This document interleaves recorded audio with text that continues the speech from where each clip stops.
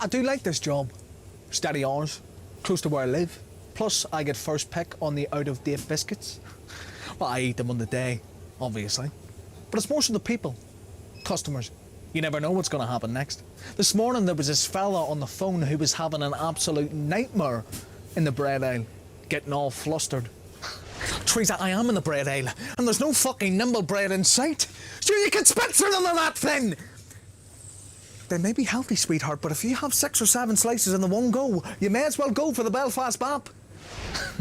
Or when a few weeks ago one of our regulars came in, this kid and his dad.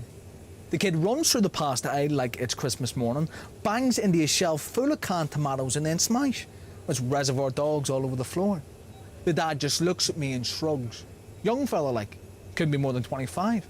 They're always in here. The laughs of them two. You can hear them down a frozen food. He turns to me and says, sorry mate. He just gets a bit excited. Although you can't really blame the kid. The selection boxes have just arrived at the back. He only looks about 5. Haven't seen them in a while now, actually. It's crazy how Christmas sneaks up on you. I really should start eating healthy. Start my mornings off with porridge. Only thing is, it tastes like fuck all. Now, people are always adding things to it to give it flavour until they realise, oh, it actually does taste like fuck all. Now, every time I scan porridge at the checkout, I look at the customer and say, are you sure you want to buy this? Some people laugh, some people shrug. I even had one guy who made a complaint. Margaret, or Big M, as I like to call her, thin as a rake and 6'2", would make a really good prison warden in a movie. She calls me into her office, looks at me and says, Mark, you have to learn to control what you say to other people. It is not our jobs to speak to the customers, but just to serve them. I love your enthusiasm, but if you could keep your thoughts and feelings to yourself, please. Just keep this shut. Thanks. Thing is, though, I can't. I just talk to people. That's what I do. Even if they aren't talking back. I can't help it. Now, put me in a room with a stranger and I'll just run off talking absolute shite. No rhyme or reason to it, I just can't do silence. Well, even the thought of it freaks me out. But at my school formal, I was voted least preferred to share a cell with, which was funny at the time, but in fairness, I'd never actually been to prison, and not everyone in my year can say that, so joke's on them.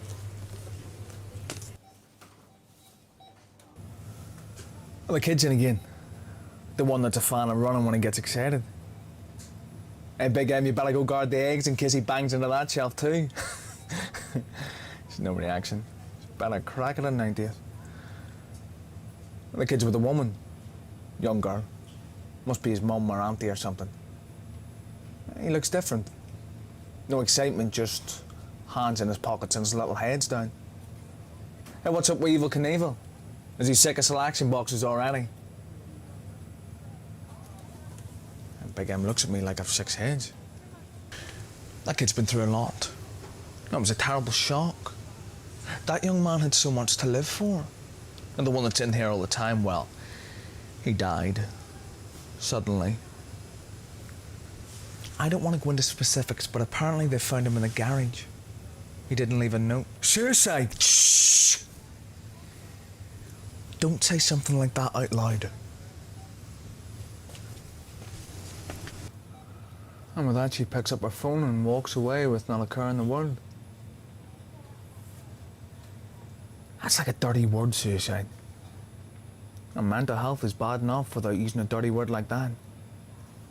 Now, it's almost like if we don't talk about it, then it doesn't exist, which is a lot of bollocks. Because we can not talk about Katie Hopkins all we like, but that fucker will always exist. Now, I get it, people don't want to upset anyone, and I understand that, especially if they've been affected by it. But to be honest, well, I don't think I know anyone who hasn't been affected by suicide. It's always someone's uncle, or brother, or son, or dad. Well, not that women don't commit suicide, they do, but it just seems to be higher in men for some reason, especially here. Now, I think it's because fellas don't talk. Well, I mean, I don't stop talking, but it's bollocks. 7 days a week, it's... Hey, did Carol Baskin kill her husband? Has anyone seen Paddy Raff or Barra Best in the same room at the same time? No, coincidence? I think not. But it's either that or small talk, but not an actual conversation. Now, if we said how we feel, we wouldn't leave the house, let alone get to work. If someone asked me how I felt, and I give them an honest answer, how do you think they would react? All right, mate. How's things? Well, to be honest, I'm a bit strapped for cash at the minute, and well, I can't function without my brain turning to mush, and my anxiety levels are through the roof, and mate, some mornings I wake up and I feel like shite, and I don't know why. Anyway, what's the crack? Shit. They wouldn't know where to look. Never mind what to say. Now, I think if we realise that we can all feel like shite sometimes, and that's okay. The same way I feel happy, or anxious, or excited, and that's okay. It's just emotions. It passes. Now, it's like weather. Even though the weather here is mostly shite sometimes, don't blame Barra, but it passes. Could be sunny tomorrow.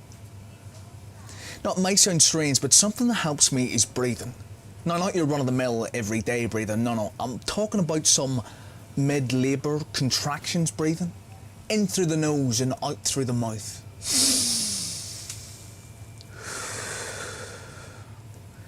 It helps remind me where I am physically, and what I see, what I hear, what I feel, and what I smell. Sometimes I build shit up in my head, and before I know it, the smallest of things turn into this huge disaster, thinking of the worst things possible. But if I just breathe, just for a moment, then it brings me back to here.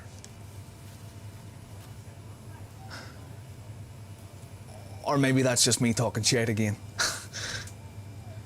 Shit. The kid and his mum were approaching my till. Bags under her eyes, and the kid's looking off into the distance like he just isn't here. Now, what the fuck do you say to someone that's going through hell? And say something. Say anything.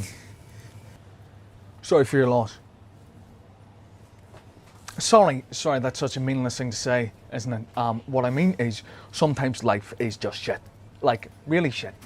But that's not your fault. You aren't to blame, obviously, you aren't to blame. I mean, it's not something you could have controlled.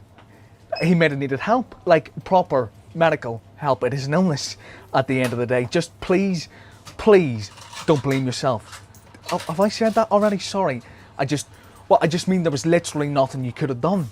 Like, nothing at all. And you, little man, the laughs you and your dad had in here. No, you two were best friends. No, two peas in a pod.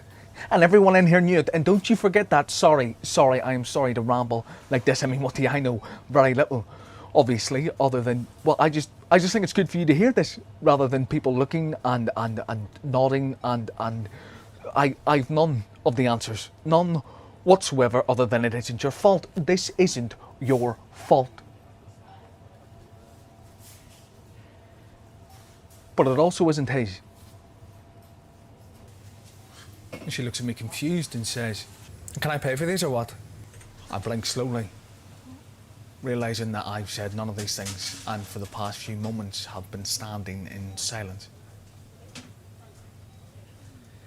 The little kid puts a selection box onto my counter, and I say the only thing that I can. Do you want a bag with that?